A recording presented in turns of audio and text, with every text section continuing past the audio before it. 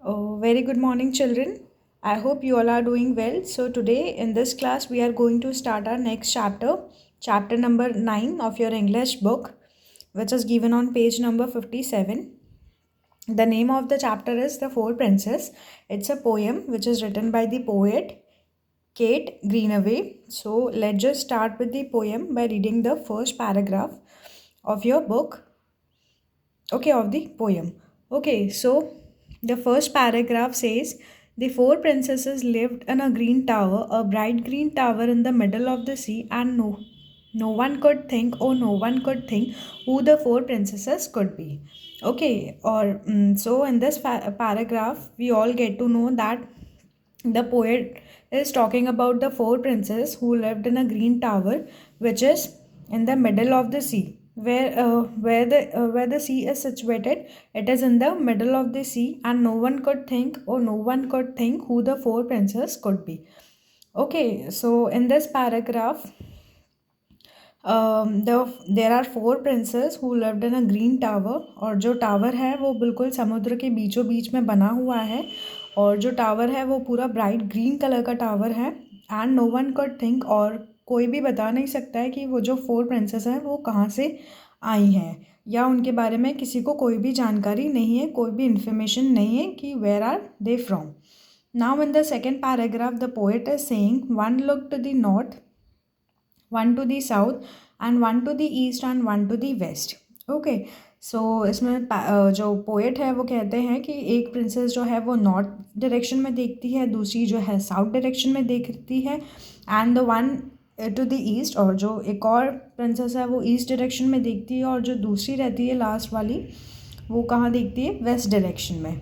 So they were all so pretty, so very pretty, you could not tell which was the prettiest. वो मतलब देखने में इतनी ज़्यादा ब्यूटिफुल हैं, बहुत ज़्यादा सुंदर हैं कि you could not tell which was the prettiest, और आप उन्हें देख के बता भी नहीं सकते हो चारों को कि उनमें से सबसे ज़्यादा ब्यूटिफुल, सबसे ज़्यादा प्रिटीएस्ट कौन है। Okay, so now moving into the third paragraph, what the poet is saying, let's just read. Their curls were golden, their eyes were blue, and their voices were sweet as silvery bell, and four white birds around them flew, but where they came from, who could tell? In this paragraph, the poet is saying कि their curls were golden, मतलब उनके जो बाल हैं वो curly हैं, और वो कौन से कलर में हैं, गोल्डन कलर में।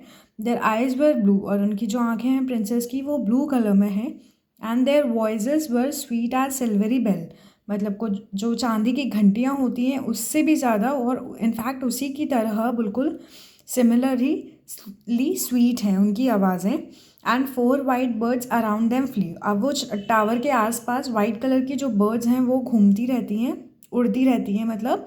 But where they came from who could tell, और वो कहाँ से आई है उनके बारे में भी कोई नहीं बता सकता है।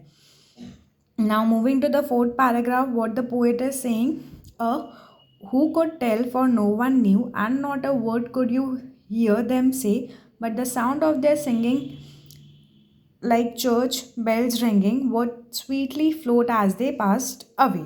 Okay, who could tell for no one knew, मतलब जैसा कि हमको उनके बारे में नहीं पता है, जैसे कि किसी के बारे में उनके किसी को भी उन प्रिंसेस के बारे में नहीं पता है। For no one knew and not a word could you hear them say, और आप उनके बारे में उनके मुंह से एक भी शब्द भी नहीं सुन सकते।